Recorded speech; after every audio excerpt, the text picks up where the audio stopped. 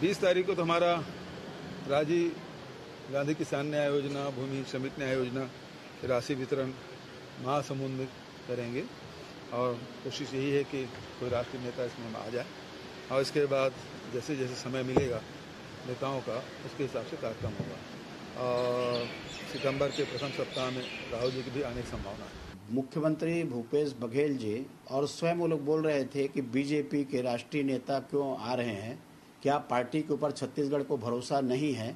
तो क्या मैं बोलूं कि छत्तीसगढ़ कांग्रेस के ऊपर अब सेंट्रल को भरोसा नहीं है और इसलिए वो लोग दौरे में आ रहे हैं? और सही बात यही है कि छत्तीसगढ़ कांग्रेस के ऊपर भरोसा जो है वो हट गया है। उनको मालूम है कि ये सरकार, इनके भरोसे में सरकार नहीं आएगी और केंद्र के नेता आएंगे तो केवल यहाँ कुछ बोल के जाएंगे, उसके सिवा वो कुछ कर नहीं सकते, ना उनके पास कुछ देने के लिए छत्तीसगढ़ को है।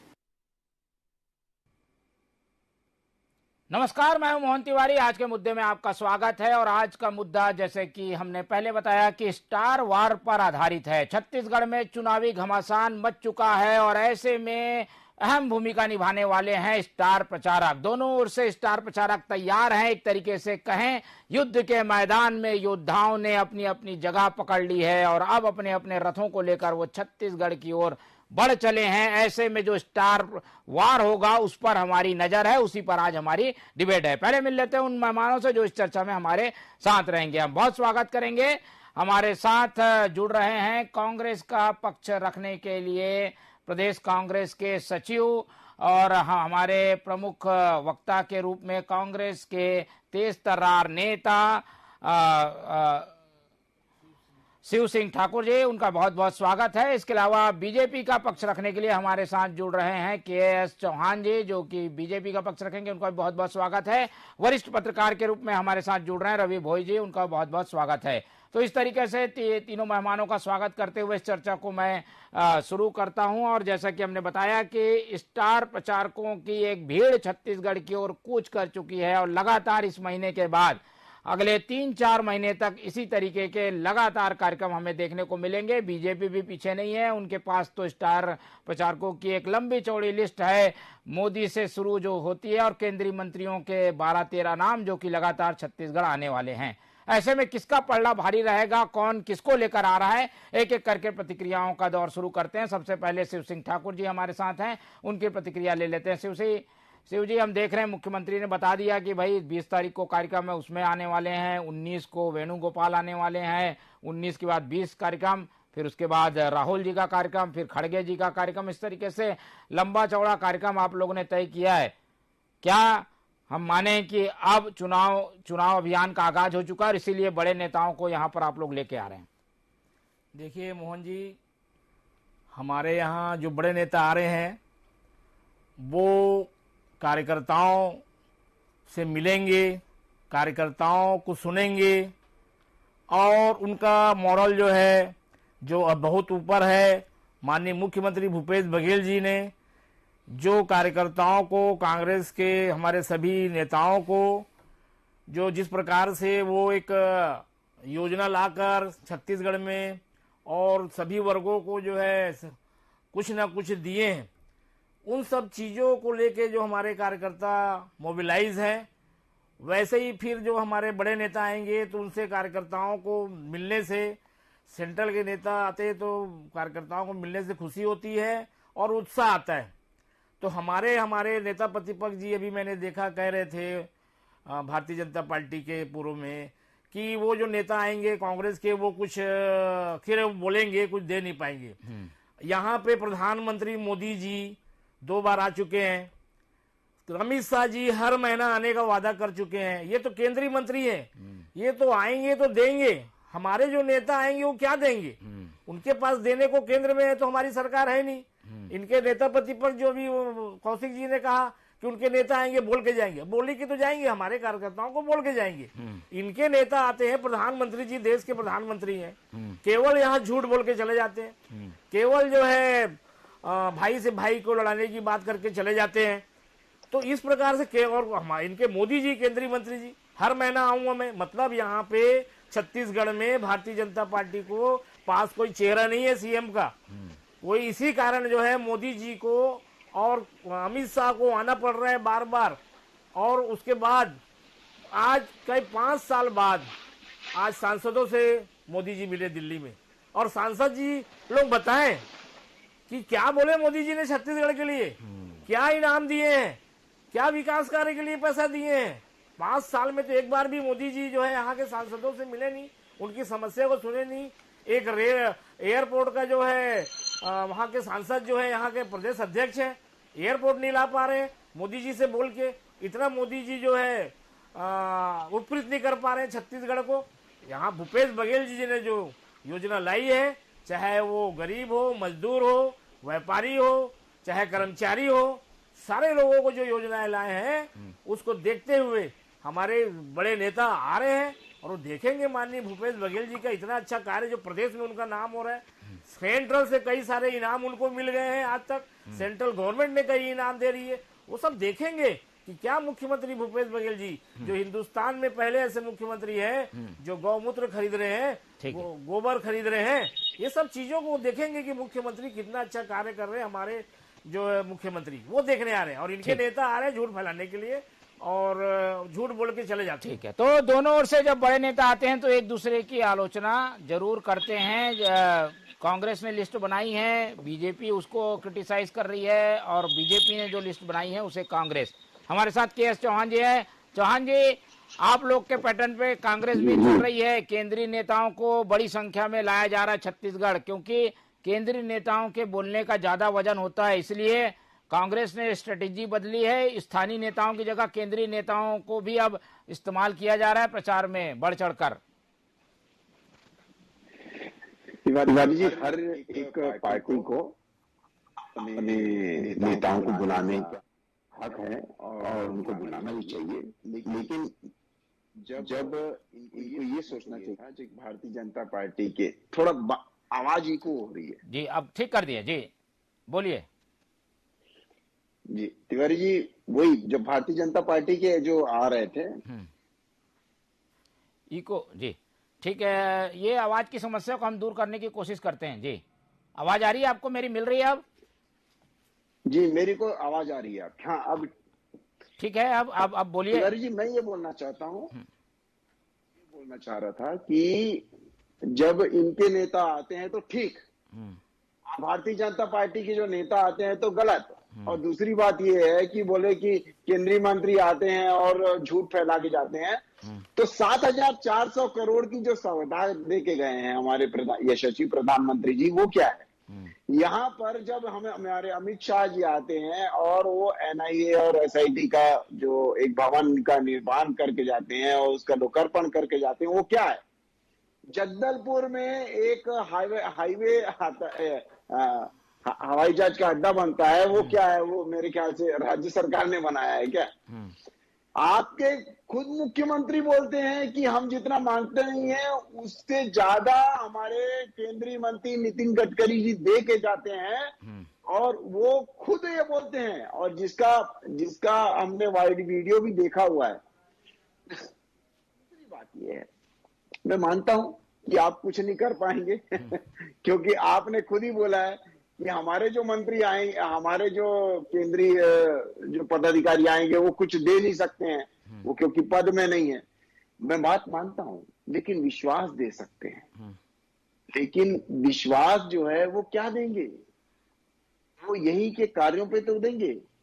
तो आके क्या बोलेंगे कि हमने जो 36 वादे किए थे उसमें 12 वादों को में हमने हाथ नहीं लगाया है, और आज जो 12 वादे हैं वो अधूरे में अटके हुए हैं।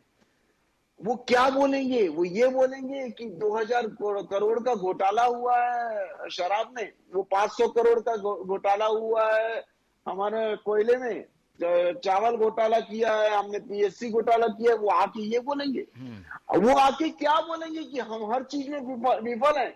आज बिहार NCRB की रिपोर्ट के हिसाब से बिहार से ऊपर हो गया है हमारा रिपोर्ट अपराध के मामलों में। वो क्या बोलेंगे कि महिला जो आदिवासी महिला है उसमें हमारा छत्तीसगढ़ नंबर 1 पे पूरे भारत में। वो क्या बोलेंगे कि अपराधों में हमने सब चीजें सीमाएं लांघ दी हैं।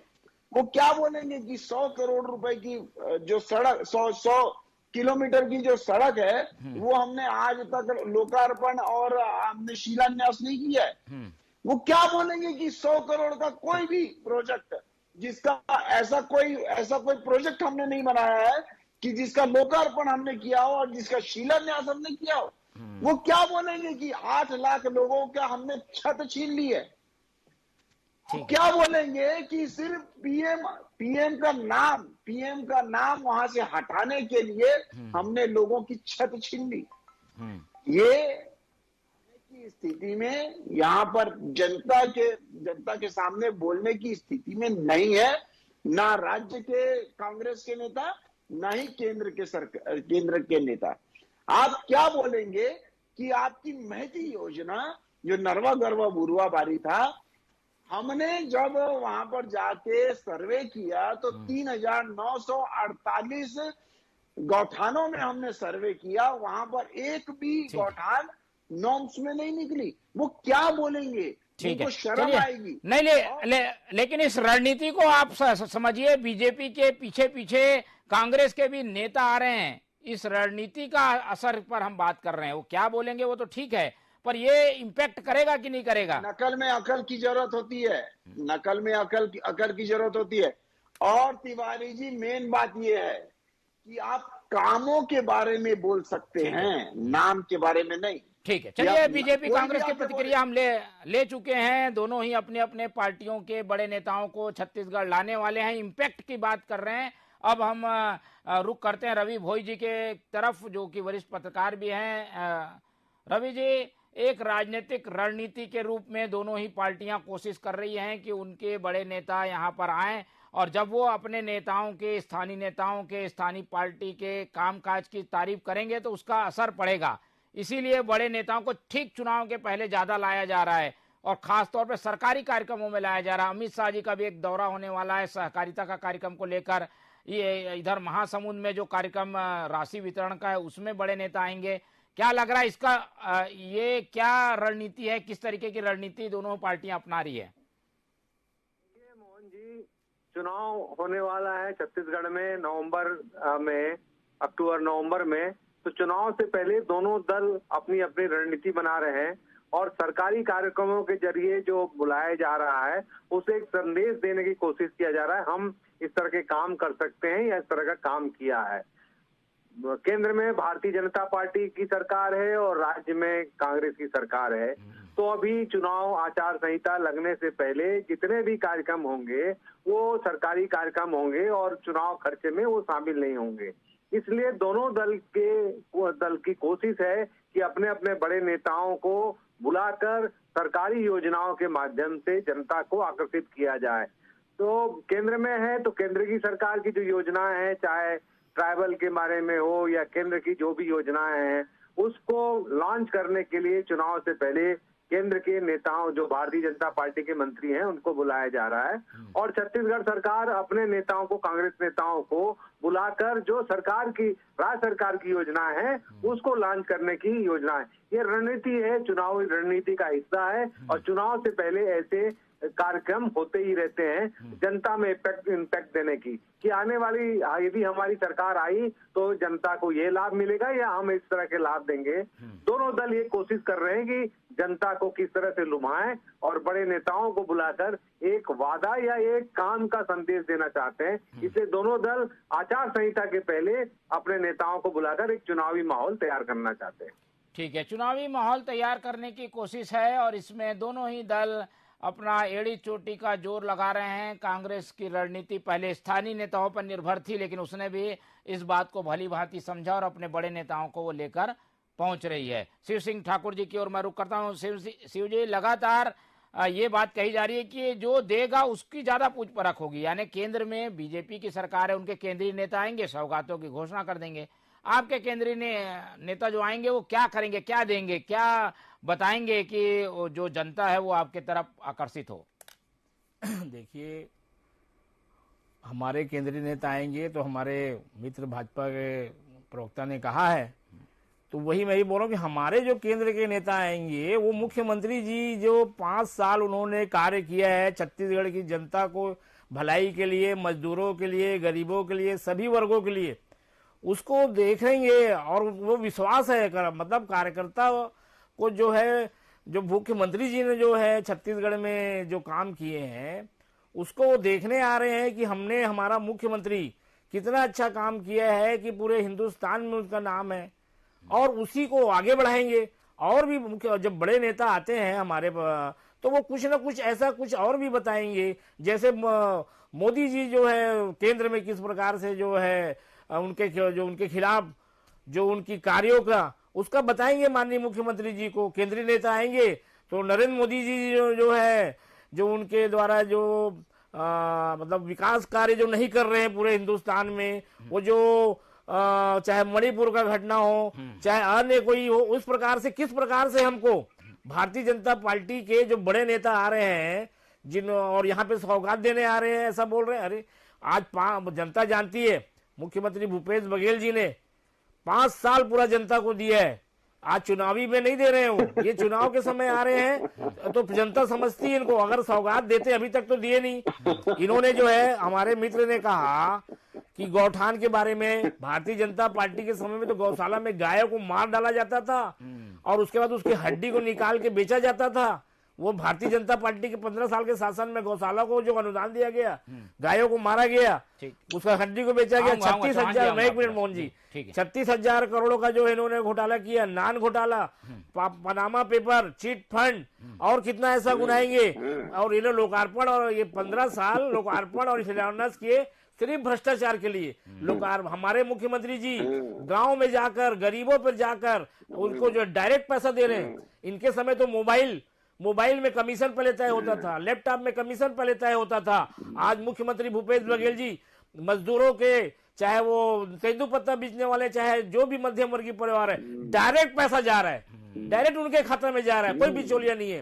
15 साल इन्होंने जो है ना लोकार्पण और ये वो में सिर्फ भ्रष्टाचार किया है, उसको बता रहे हैं। ठीक है, बिल्कुल। एक सार के रूप में मैं सवाल कर लेता हूं चौहान जी से। चौहान जी, कहने का मतलब यह है कि केंद्र की असफलताओं को बताने के लिए जो कांग्रेस के बड़े नेता हैं वो तीखे वार कर रहे हैं, आक्रामक सवाल कर रहे हैं, आक्रामकता के साथ अपनी बात रख रहे हैं, इसलिए केंद्रीय नेताओं के आने का इम्पैक्ट होगा। राहुल जी की भूमिका, खड़गे जी की भूमिका जो दिखाई दे रही है राष्ट्रीय स्तर पर, वो मैदान छत्तीसगढ़ में बनाने की कोशिश है, इसलिए उनको आने से असर पड़ेगा आप लोगों को। तिवारी जी, कौन सी असफलताएं बताएंगे, ये भी तो बताइए। आपके नेता वहां पर सदन में कुछ बोल नहीं पाते हैं और आप यहाँ पर बोल रहे हैं। मैं ये बोलना चाहता हूं कि कौन सी सफलता बताएंगे कि हमने 370 घटा दी, ये असफलता बताएंगे। हमने राम मंदिर का निर्माण कर लिया, ये बताएंगे, ये असफलता बताएंगे। हम 5वीं अर्थव्यवस्था में चले गए हैं पूरे विश्व की, ये असफलता बताएंगे। हम दूसरे नंबर पे हैं, चाइना को हमने पिछाड़ दिया है रोड बनाने में। अमेरिका के बाद हमारा भारत ऐसी रोड है, क्या ये असफलता बताओगे?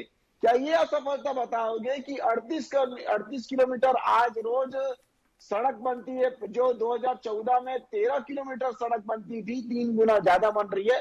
क्या इस असफलता को बनाओगे? क्या इस असफलता को बताओगे कि नल जल योजना जो है वो घर घर पहुंच गई है? क्या ये असफलता बताओगे कि 100% गांव में बिजली पहुंच चुकी है?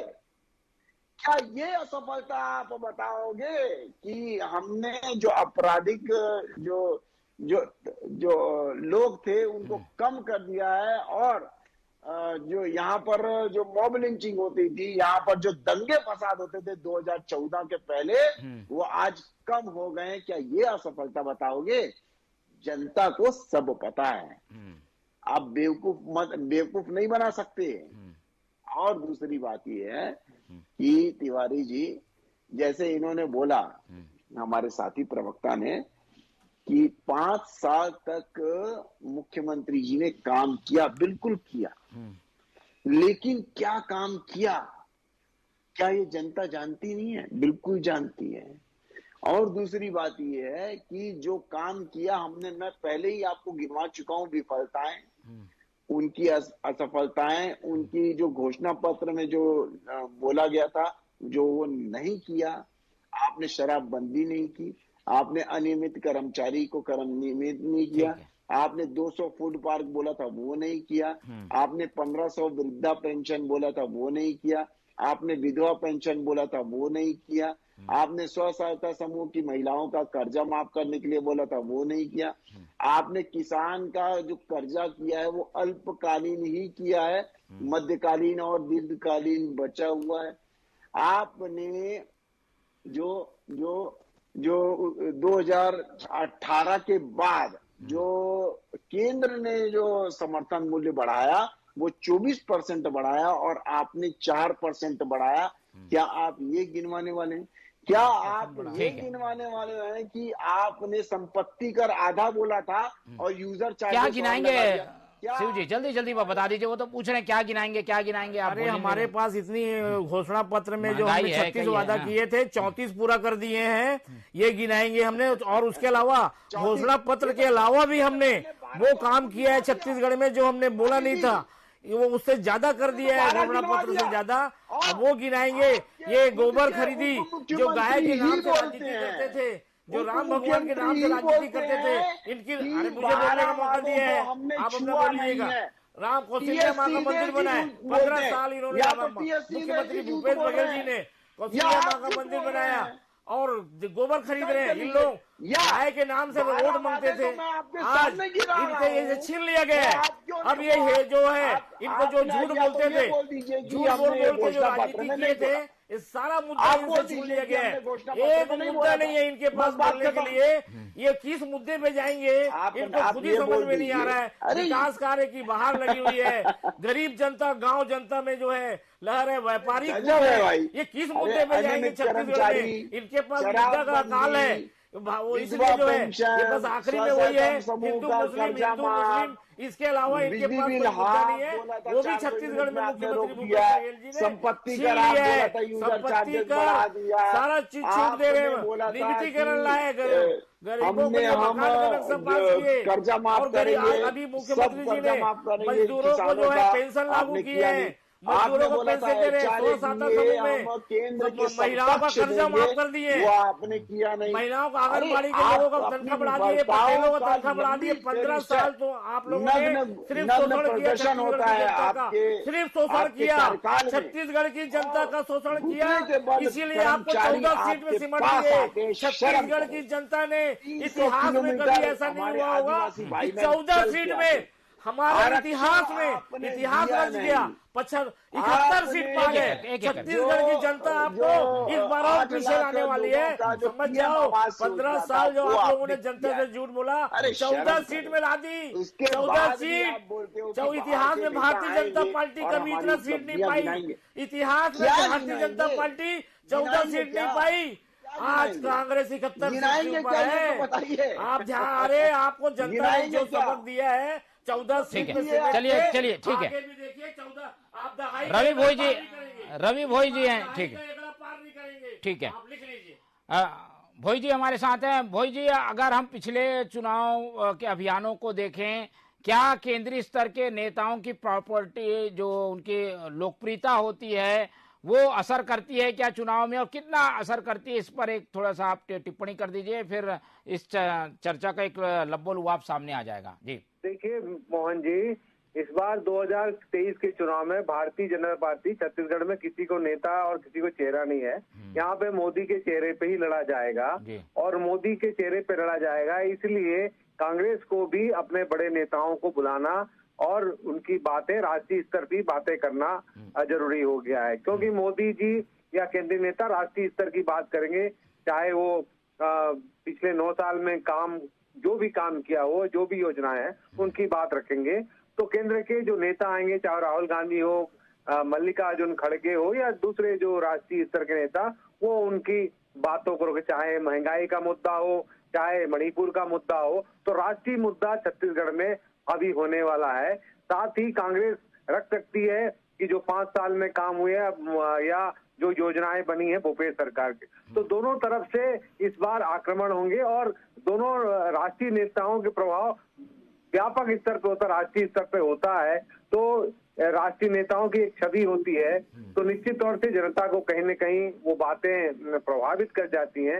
इसलिए दोनों दल ये कोशिश कर रहे हैं कि यहाँ पे राष्ट्रीय मुद्दे हावी रहने वाले हैं, क्योंकि मोदी जी का चेहरा सामने रहेगा, इसलिए कांग्रेस भी वही कर रही है और उनके बराबरी के टक्कर की बातें रखी जाएं। इसलिए दोनों दल राष्ट्रीय स्तर के नेताओं को बुलाकर छत्तीसगढ़ में प्रचार अभियान का आगाज कर रहे हैं। बिल्कुल सही है, और क्योंकि बीजेपी की ओर से मोदी के चेहरे पर वोट कई बार हम पढ़ते देख चुके हैं, इसलिए एक बड़ा चेहरा मोदी का है जिसका जवाब देने के लिए कांग्रेस ये प्रयास कर रही है। समय कम है लेकिन एक मिनट की टिप्पणी ले लेते हैं।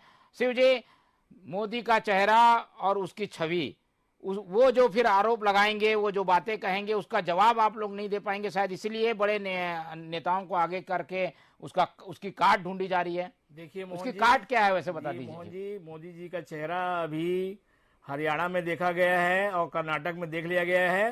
अब वही छत्तीसगढ़ में तो हम जीत ही रहे थे, हमारे पास पूरे सर्वे रिपोर्ट से सारी चीज हम जीत रहे हैं, हम मध्य प्रदेश में भी जीतने जा रहे हैं। अब मोदी जी का चेहरा कर्नाटक में जो पूरा ओपन हो गया है और हरियाणा हिमाचल में भी पूरा ओपन हो गया है। अब वो उनका जो जुमला था वो सब जुमला जब फेल हो गया है, अब जनता समझ गई है, अब इनके बातों में नहीं आनी। सिर्फ ये भाई हिंदू मुस्लिम करके सिर्फ देश में जो है शासन करना चाहते हैं, विकास कार्य से इनको मतलब नहीं है, महंगाई से कोई मतलब नहीं, महंगाई का मां तक नहीं बोलते हैं, विकास कार्य से कोई मतलब नहीं है। आज महंगाई चरम पे है, गरीब जनता मध्यम वर्गीय का कमर टूट गया है। ये सब चीजों को देखते हुए आप देखिएगा अब इनका जो है जो जुमला था, इनका जो जुमला फेंकते थे वो सारा जुमला बंद हो गया, 2 स्टेट में हो गया, अभी छत्तीसगढ़ में, मध्य प्रदेश में देखेंगे। कांग्रेस के हौसले बढ़े हुए हैं कर्नाटक और हिमाचल के परिणाम के बाद, और इसीलिए उनको लगता है कि इस बार मोदी मैजिक नहीं चलेगा। चौहान जी, जल्दी से टिप्पणी दे दीजिए कम समय में। तिवारी जी, सबसे पहली बात, मोदी एक नाम नहीं, एक काम है, काम का नाम है। दूसरी बात, आपने कर्नाटक की बात की, 36% वोट हमारा पहले आया था इस चुनाव के पहले, और इस चुनाव में, पिछले चुनाव में भी 36% वोट था। भारतीय जनता पार्टी को नकारा नहीं है, वहां के जनता ने दूसरी जो पार्टी की जो वोटे थे वो कांग्रेस को मिला था। तीसरी बात, आपने बोला कि आपने उसके बाद चौथा महंगाई के बारे में बोला, तो मैं आपको बता दूं कि किसी भी अर्थशास्त्री से पूछ लीजिए और इकोनॉमी के साइड में जाके आप देख लीजिए कि 11 साल में हमारा महंगाई डबल हो रहा है और 9 साल में हमारी इनकम डबल हो रही है। तो इसका मतलब क्या हुआ? 9 साल में हमारी इनकम डबल हो रही है और 11 साल में हमारी एक्सपेंसेस डबल हो रहे हैं। तो इसका मतलब ये नहीं है कि आप महंगाई बढ़ गई है, इनकम भी उस स्तर से इनकम और ज्यादा बढ़ चुकी है। बिल्कुल ठीक है, चलिए ठीक है, हम इस बात को भी समझ रहे हैं कि एक तरीके से मोदी के नाम की एक बड़ी संपत्ति है बीजेपी के पास, जिसे वो लोगों के सामने रखती है तो उसका फायदा मिलता है। लेकिन कांग्रेस भी पीछे नहीं है और इसीलिए स्टार प्रचारकों की एक लंबी चौड़ी लिस्ट कांग्रेस से भी आने वाली है। हमने चर्चा करके जानने की कोशिश की कि कितना असर किसका होने वाला है, ये तो जनता तय करेगी, लेकिन विश्लेषण में दोनों ही पार्टियां अपने अपने स्तर पर बराबरी का दांव लगा रही हैं। फिलहाल समय कम है इसलिए चर्चा को यहीं खत्म करेंगे। हमारे साथ शिव सिंह ठाकुर जी जुड़े, उनका बहुत बहुत धन्यवाद। हमारे साथ KS चौहान जी जुड़े, उनका भी बहुत धन्यवाद। और रवि भोई जी हमारे साथ थे, उनका भी बहुत धन्यवाद। तो तीनों मेहमानों का धन्यवाद करते हुए चर्चा को हम यहीं खत्म करते हैं और आप लोग से उम्मीद रखते हैं कि आप लोग देखते रहिए TV24। मुझे दीजिए इजाजत, नमस्कार।